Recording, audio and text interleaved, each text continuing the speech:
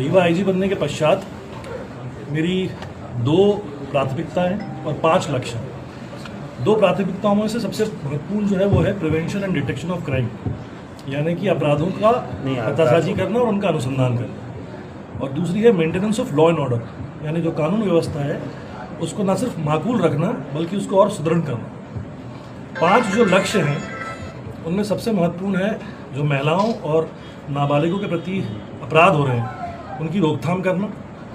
Number 2, जो नशाखोरी बढ़ रही है, जो कोरेक्स और बाकी सब फेंसिडिल वगैरह सप्लाई किए जा रहे हैं, उनकी पीछे जो नकाबपोश है उनका पर्दाफाश करना। ट्रैफिक व्यवस्था तीसरा सबसे महत्वपूर्ण लक्ष्य, क्योंकि नेशनल हाईवे यहाँ से निकलता है, काफ़ी सारे एक्सीडेंट्स होते हैं, उस पर हम कितनी बेहतर तरीके से काम कर सकते हैं, ये सभी पुलिस अधीक्षकों के साथ एक बार बैठक के पश्चात उसको क्लियर करेंगे। चौथा सबसे महत्वपूर्ण है कि जो साइबर अपराध हो रहे हैं, खासकर ऑनलाइन फ्रॉड्स हो रहे हैं, जो बैंक फ्रॉड्स हो रहे हैं, उनके बारे में एक नई पहल करके नया साइबर फॉरेंसिक जो एक्सपर्ट है उसकी पतासाजी करवाएगा और किसी पर हम लोग उसको नियंत्रण करने की कोशिश करेंगे। और last but not the least, जो आदिवासी तबके के लोग हैं, जो SC/ST तबके के लोग हैं, उनके विरुद्ध अपराध जो वो घटित हो रहे हैं उनके ऊपर रोकथाम लगाएंगे, और जो भी सबसे अंत्योदय व्यक्ति है उसको पूरा न्याय देने के लिए हम बिल्कुल प्रतिबद्ध हैं। सर, भिंडी की सबसे बड़ी समस्या कोरेक्स है, उससे कैसे निपटेंगे? अभी आया हूँ, पहले पता करूँगा कि कहाँ से सप्लाई हो रही है, जहाँ रीवा ही नहीं बाकी अन्य जगहों पर भी कहाँ से कोरेक्स आ रही है, और इसके पीछे एक लक्ष्य बना के काम करेंगे और जो नकाबपोश है उनका पर्दाफाश करेंगे। सर, सिविल लाइन थाना क्षेत्र के करीब 100-200 मीटर दूर कई सालों से कोरेक्स की बिक्री हो रही है, वहाँ पे आज तक लगाम नहीं लगा पाए। ठीक है, मैं पहली बार आया हूँ, अब देखते हैं।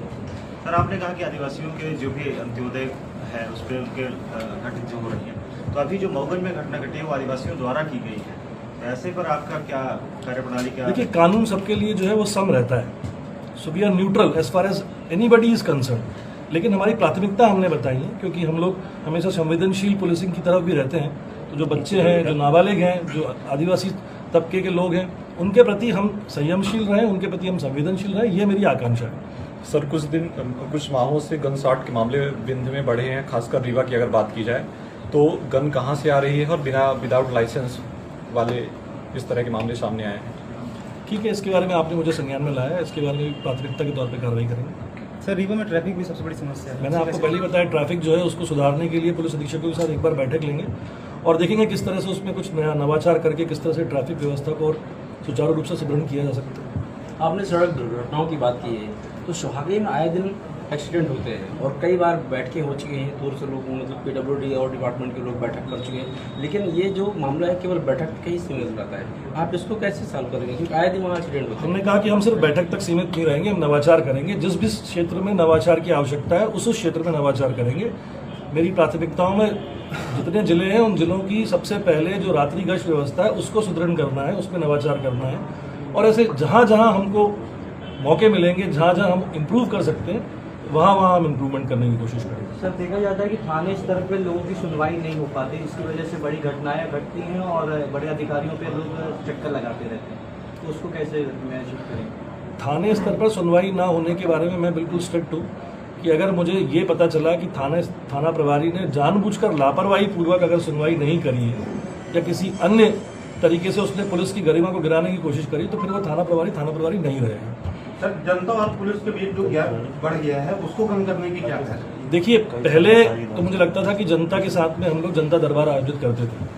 मुझे नहीं पता कि वो प्रथा अभी रीवा जोन में किन किन क्षेत्रों में, किन किन जिलों में लागू है, लेकिन हम कोशिश ये करेंगे कि एक बार नहीं तो जो इम्पोर्टेंट दिन होते हैं मंगलवार के, वहाँ जन सुनवाई पुलिस अधीक्षकों द्वारा अगर शुरू की जाती है तो उससे काफ़ी हद तक अच्छे रिजल्ट्स मिलेंगे। तो अगर वो नहीं है तो उसको शुरुआत करेंगे। सर, नियम तो बहुत सारे हैं लेकिन फॉलो नहीं होते, जैसे इसका मामला है, हूटर का मामला है, तो हूटर अभी भी सब लगा के चलते हैं, उस पर कोई एक्शन नहीं होता। ठीक है, आपने संज्ञान में लाया, देखेंगे इसको। सर, कई थाने SI रैंक के अधिकारी से मामला है, जिन अधिकारियों की जहाँ जहाँ आवश्यकता है वहाँ वो अधिकारी पदस्थ हैं। सर, रीवा के 7 RTA जिले उसको किस रूप में आप जो रीवा के जिले बताए, रीवा के 7 लगे जो जोन।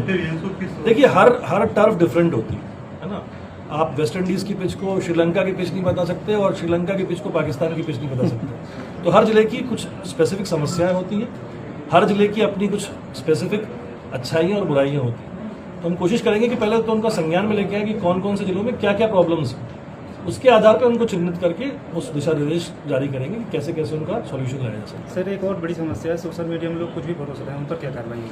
सोशल मीडिया के लिए अभी तो कोई गाइडलाइन सेंट्रल गवर्नमेंट की तरफ से नहीं आई है, लेकिन जहां भी सोशल मीडिया की तरफ से किसी व्यक्ति ने कानून व्यवस्था बिगाड़ने की अगर कोशिश करें तो फिर हम बहुत सख्त एक्शन लेंगे। कटनी में बड़ा अनुभव रहा है, उसका यहाँ लाभ मिलेगा रीवा वासियों को? सिर्फ कटनी का नहीं, बाकी 5 जिलों का भी मिलेगा। नाबालिग बच्चे सर ज्यादा अपराध में जा रहे हैं रीवा में। नाबालिग, क्योंकि मैंने आपसे कहा कि वो प्राथमिकता है, महिलाओं और बच्चों के जो अपराध हो रहे हैं, जो घटित हो रहे हैं, वो तो प्राथमिकता ही। सर बीच में शुरू हुआ था पुलिस कर्मियों को अवकाश देने का, पूरी तरह से बंद है, करीब 1.5 साल। देखिए, पुलिस में काम कर रहे हैं, पुलिस अधिकारियों को अवकाश देने की आकांक्षा तो हमेशा पुलिस मुख्यालय की रही है, पर आपको यह भी समझना पड़ेगा कि एक तरफ हमारे पास बल की कमी भी है, तो हमें कम बल के अनुसार ही पूरी 24/7 पुलिसिंग करनी है। अभी 7,000 पुलिसकर्मी भर्ती हो रहे हैं, मुझे लगता है कि काफ़ी हद तक रीवा की जो पुलिसिंग की कमी, बल की कमी की जो समस्या है, वो निराकरण हो पाए। Thank you so much. Hello guys, अगर आपको हमारे वीडियो पसंद आते हैं तो ज्यादा से ज्यादा हमारे वीडियो को शेयर कीजिए, चैनल को सब्सक्राइब कीजिए, बेल आइकन को अवश्य दबाइए, जिससे हमारे लेटेस्ट अपडेट आप तक आसानी से पहुंच सके।